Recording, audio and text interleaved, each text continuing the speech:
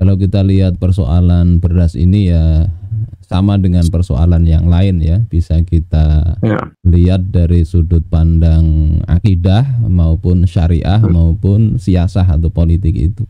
Kalau secara akidah ya ini terjadi memang ya karena Allah Ta'ala kehendaki.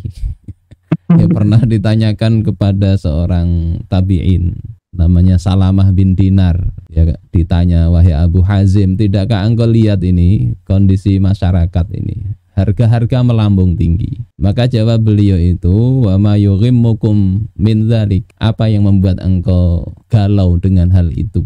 Innalladzi yarzuquna fir rukhsi huwallazi yarzuquna fil ghala. Sesungguhnya zat yang memberikan rezeki kepada kita saat harga-harga turun, dia pula yang ngasih rezeki kepada kita saat harga-harga tinggi. Sehingga dari sisi i'tiqad ini masyarakat mestinya kita bawa supaya jangan terlalu galau ya. Hidup sudah berat ya, tambah pikiran berat lagi, angka bunuh diri sudah tinggi, tambah lagi ini kan tambah berat ya. Nah, secara i'tiqad begitu.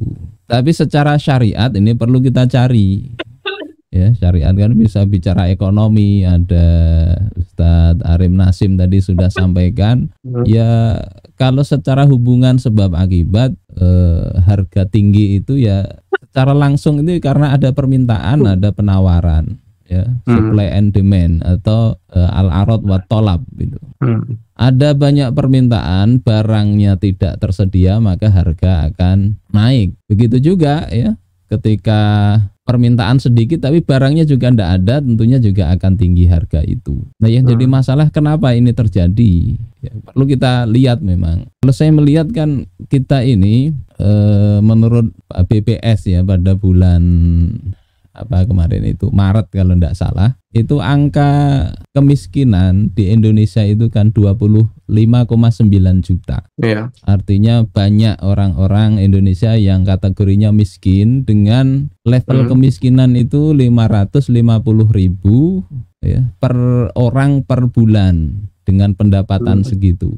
Satu bulan ya, kalau penghasilannya di bawah 550.000, ada komanya sedikit, maka itu miskin.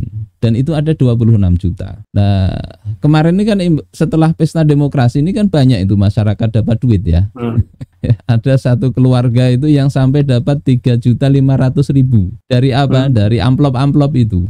Ada begitu, satu orang bisa dapat 500.000, 400.000 ya. Ada satu keluarga anggotanya 7 ya, dapat 3,5 juta. Belum lagi dapat bansos. Jadi kenapa sampai ada antrian panjang ya, 2,5 jam saya baca ngantri, sampai ada nenek-nenek pingsan, ibu-ibu pingsan untuk dapat beras harganya 53.000 per 5 kilogram. Kenapa bisa antriannya banyak? Ya karena memang ada duitnya mereka. Pertama itu, ada duitnya. Yang awalnya mungkin tidak ada, begitu punya, bisa jadi ini salah satu faktor di antara faktor lain. Mereka akhirnya ingin banyak beli beras. Masyarakat ya lumayan meningkat lah pemikirannya. Artinya duit itu tidak dibelikan pulsa atau kuota. Ini mikirnya agak bagus ini. Yang kebutuhan pokok ini adalah beras. Jadi harus banyak beli beras. Ini mumpung ada duit. Akhirnya ya terjadi seperti ini. Kemungkinan salah satunya begitu. Di samping ada mungkin tadi ada mafia dan sebagainya. Tapi secara alami ya begitu. Nah, solusinya kalau kita lihat ya pertama kita mesti tahu persoalan pangan ini persoalan krusial. Kalau sampai negara ini tidak punya ketahanan di sisi ini kan mudah ditekan negara lain. Sehingga ini mesti harus jadi perhatian besar. Nah, kita juga jangan menutup mata ada kemungkinan seperti dulu kata Pak Rahmat Gobel itu ya banyak mafia-mafianya. Ya, banyak barang kalau ditahan kan juga bisa jadi tinggi harga itu.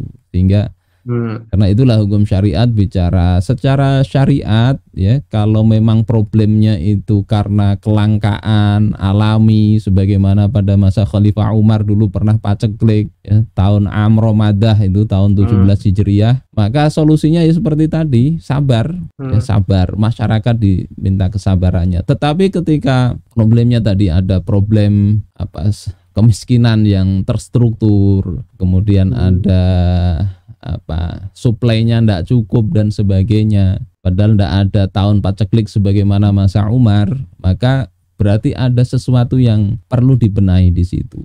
Nah, ini sudut pandang hukum syariat yang memang mesti dikedepankan. Di mana letaknya ini masyarakat bisa melihat, mengoreksi, memberikan masukan kepada pemimpin. Ini loh kelirunya di sini. Kemudian pemimpin mestinya sebagaimana Khalifah Umar dulu ya, ketika terjadi paceklik 9 bulan tidak turun hujan, itu beliau kan memobilisir bantuan, menyurati gubernur Amr bin Al-As, Abu Ubaidah bin Al-Jarrah di Syam, itu disurati, dimintai bantuan, kemudian datang bantuan 4.000 hewan tunggangan dengan membawa makanan, sehingga Madinah itu menjadi akhirnya ya banyak bantuan di situ. Kemudian yang penting Khalifah Umar setelah bantuan ada itu tidak kemudian dibiarkan numpuk di Madinah, distribusinya ini. Sekarang kadang bantuan itu juga masuk kena korupsi, ini jadi problem. Beliau kemudian sebar bantuan itu ke daerah-daerah yang diperlukan. Yang harus diperhatikan ini bukan hanya sekedar harga naik ini. Sudahkah saat harga murah itu masyarakat itu juga mendapatkan beras? Problemnya kan bukan naik atau turun, tapi apakah masyarakat itu punya akses ke situ? Nah, di sistem kapitalis ini enggak. Kita bisa lihat dulu ya, sampai waktu harga normal pun itu banyak masyarakat kelaparan. Sementara beras itu di gudang Bulog sampai busuk 50.000 ton, 20.000 ton dibuang-buang begitu. Ini kan jadi problemnya bukan sekedar ada apa tidak. Ada kalau di stok saja tidak disebar, ya harga tinggi. Harga normal di stok juga beras itu, ya masyarakat tidak mampu beli, tidak bisa mendapatkan. Dan ini tanggung jawab ya, tanggung jawab pemerintah, ya, tanggung jawab masyarakat dan ulama untuk mengingatkan. Kelak mereka akan dimintai tanggung jawab kalau ada satu rakyat pun yang kelaparan di wilayah yang mereka kuasai itu.